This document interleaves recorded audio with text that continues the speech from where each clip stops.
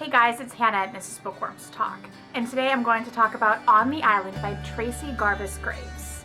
I would like to straight off thank Stephanie for getting me to read this. I don't think I would have come across it otherwise. So again, thank you times 1,000 because I love this book so much. I am very into the Castaway story kind of thing. I loved Castaway as a kid. I've recently been obsessed with Lost. Like, that is just my cup of tea.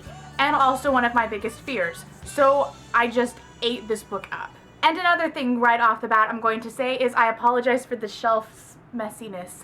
All of my books are in FedEx somewhere over probably the Gulf of Mexico because I went to Book Bash and I will be doing a video on that probably within the week once all my friends that I made there email me all the pictures and everything so I can have a slideshow for you guys and talk through that.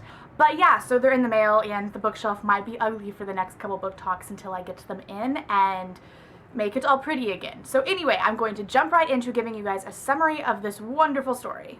This is pre-9/11. That's something I think is very important to factor in when telling this story. So for the past year, TJ has missed school because he had gone through extensive chemotherapy. And his family has hired a tutor, Anna, for the summer. She, during the normal year, is a school teacher. Part of the deal is TJ's family is going to fly her and TJ out of Chicago to meet up there in this tropical island paradise for the summer where she will privately tutor him, but they will still have family time. So one of their connecting flights doesn't go through, so they get a private water plane. I think that's what they're called. It's where they can land on the water, but they still fly those. And then the pilot has a heart attack and crashes. And so where they are, there's lots of little tiny islands that are uninhabited everywhere, and they wash up on shore. They have to find water, they have to find food, they have to make shelter, and they're trying to create signal fires, and it's just all the basic things of survival that you don't think day to day how much you need. So as the days pass and the weeks and months pass, they've waited for rescue and no one has come. And they have to live day to day and overcome the harsh realities that is their life now and all of the problems that the island ensues. And with these months and months and months that they're on the island, they do grow close. And understandably so, because they are all that each other has. And as time goes on, as they both grow in different ways, they realize that they do have a connection with each other. And we get to see how their relationship grows, and not just romantically so, but knowing each other as people and understanding each other's past and knowing what their wants in life are, and they just get to know each other. And I don't know what it is exactly about this book that is so riveting to me, and it very well may be because I really am into the Castaway stories. I have practically have Castaway memorized, and I loved Lost, and I just got out of that obsession. Yes, obsession, it's that crazy. And so maybe this was just really right up my alley, but it was so beautifully written and it was comical, and I am so envious of Tracey's ability to make time span so far without it seeming so long, but then the relationship still growing and you still feel that connection with the characters and you feel like they have that connection with each other throughout this long span of time, but in not so many pages. I don't even know how to begin to describe it, but it is crazy good. I'm going to start talking about the spoilers now, and if you haven't read it, you should come back after you have. It is a great read. I think it's a really good beachy read. It's just right up that alley, and so it's a great thing to take to the beach with you, take to the pool. So I'll talk to you guys later when you have read it next time on Bookworms Talk. I think the next book that I'm going to be putting up is If I Were You by Lisa Renee Jones. I'm about a quarter of the way through that. I met her at Book Bash, real nice lady. So yeah, you guys can expect that up next, and then after that I will have, I'm actually going to pull it out because this is such an unknown author. In a Manner of Speaking by Barbara Critch. I'm sorry, I'm not saying your name right. I butcher names. It's what I do. I'm not the queen of pronunciation. Anyway, this looks really, really good. She sent me a copy of it. I'm super excited to read this. She's friends with Aletha Romig, who wrote Consequences and Truth and Convicted. And yeah, so I think this is right up my kind of alley. I've been looking for another book that's a little Aletha Romig-y. Yes, I made that a thing. And yeah, so I'm going to be reading this.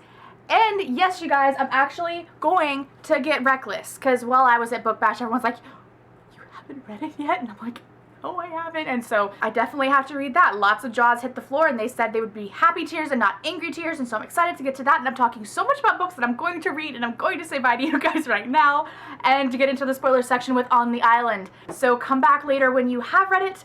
Bye, guys. You will see this Coke many times because I finished reading this book, and I needed a Coke.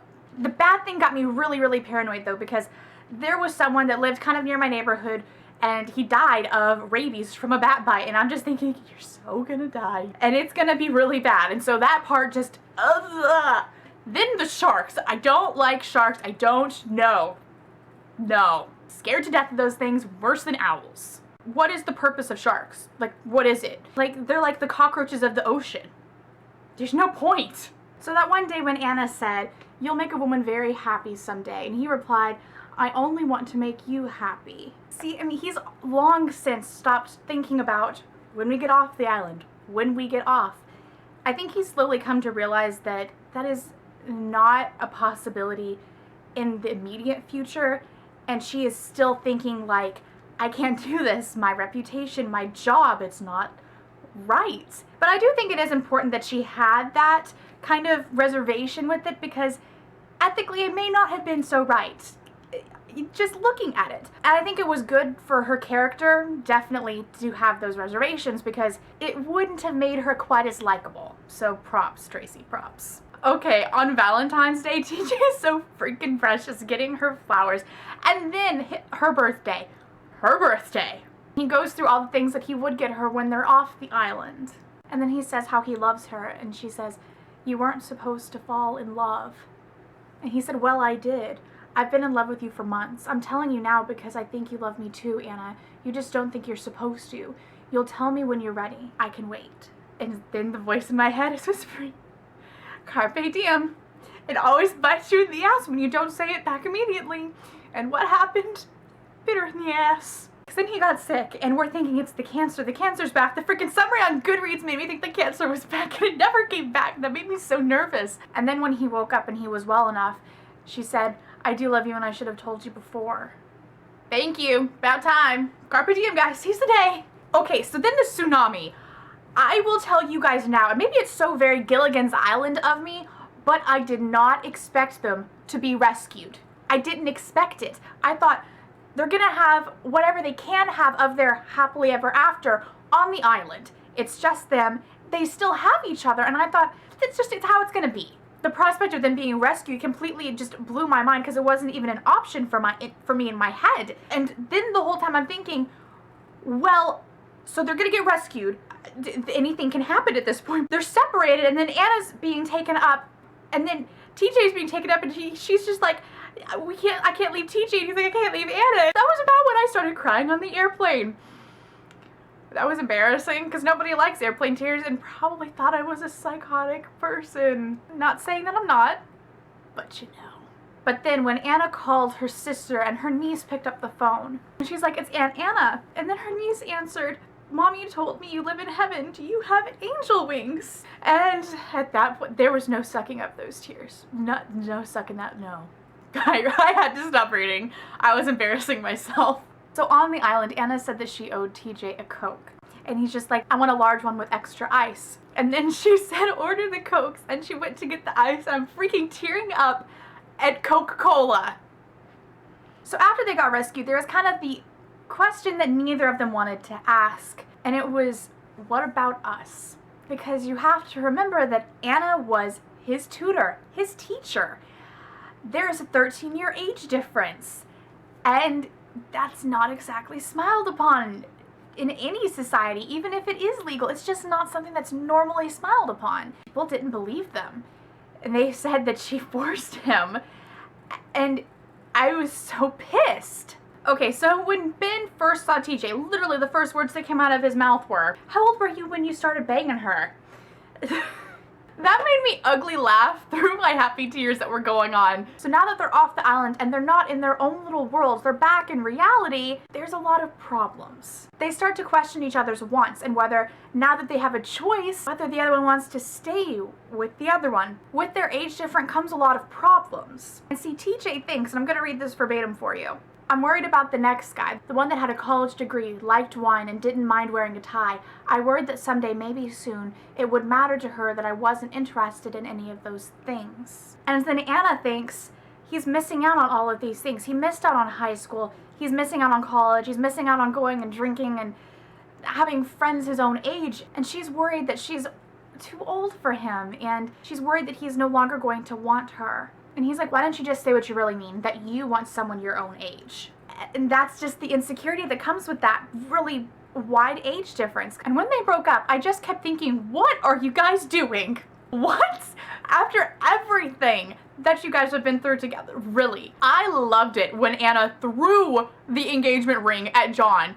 Because think about it, she waited 8 years for that, and he's only doing it because he feels like he needs to. Good for you, Anna. I was cheering. And so Anna not being able to find a teaching job because of all the rumors and because she had a relationship with TJ, and parents aren't exactly ready to say, yeah, come tutor my child.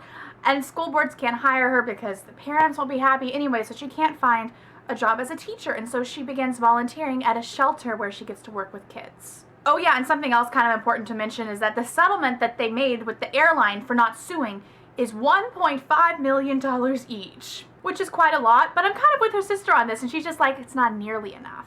When TJ sent Anna the card from the sperm bank, and it said, I made arrangements, and then on the back he wrote, in case you never find him, because he knew how much that she wanted children.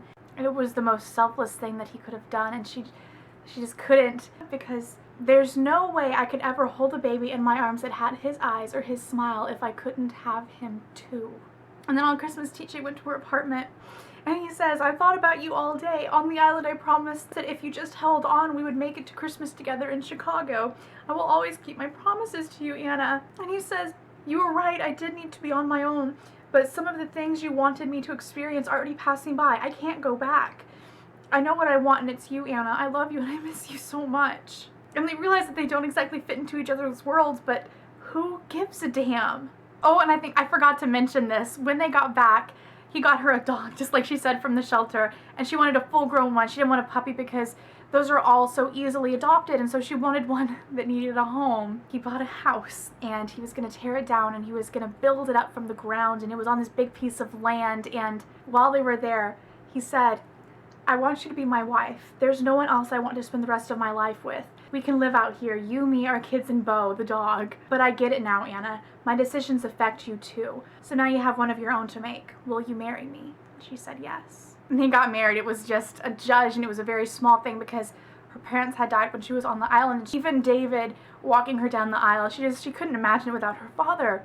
And so they married really small scale. So 4 years later, they're living in that house that he built.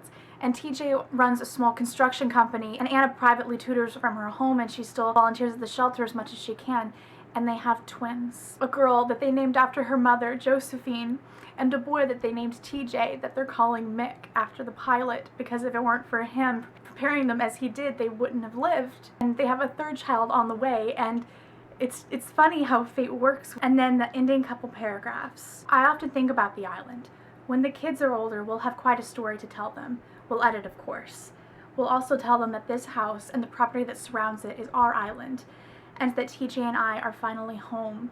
That was probably the most beautiful ending. I can't get over it. Like, I get chills literally every time I read it. You guys can't see my goosebumps, but I am in love with that last page. I want you guys to tell me your favorite parts, or the parts that just freaked you the hell out, or your biggest fears if you were on the island, or hey, let's do that game. You know, guys, that game. What 3 things would you bring on the island if you had a choice? I think that would be good. Yeah, that'll be fun. Drop all that in the comments down there. I think my 3, just off the top of my head right here, would be, don't know what it's called. It's like the metal things, like in chemistry class where you would it together and it would create a spark. I would want one of those because you don't need lighter fluid for that, and it's always like fire. And then I would probably want some kind of knife, because that would be good for fishing or cutting open fruit. Some sort of way to purify water. Some sort of infinite water filter. That's my 3rd thing. So let me know what your choices would be down there in the comments. And I will see you guys later next time on Bookworms Talk, where I'll be reviewing If I Were You by Lisa Renee Jones. And then I'll be reviewing A Manner of Speaking. And then I will be reviewing Reckless. Not maybe in that particular order, but somewhere around there. That's my priority list. So I will see you guys next time. Bye!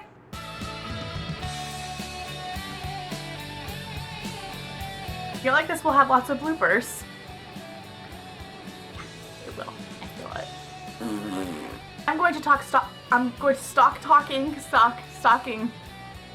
Yes. Cockroaches of the ocean. Okay, Hannah. That's okay. I don't know what I'm saying. The firecracker, the thing that they had on the Titanic that went, the fire stick. The fire stick, firecracker stick. That's what I'm calling it, the firecracker stick. I can't think of what it's called. Tracey Garvis. Why can't I pronounce your name? Garvis-Graves. Tracey Garvis-Graves. Garvis. Why can't I speak today?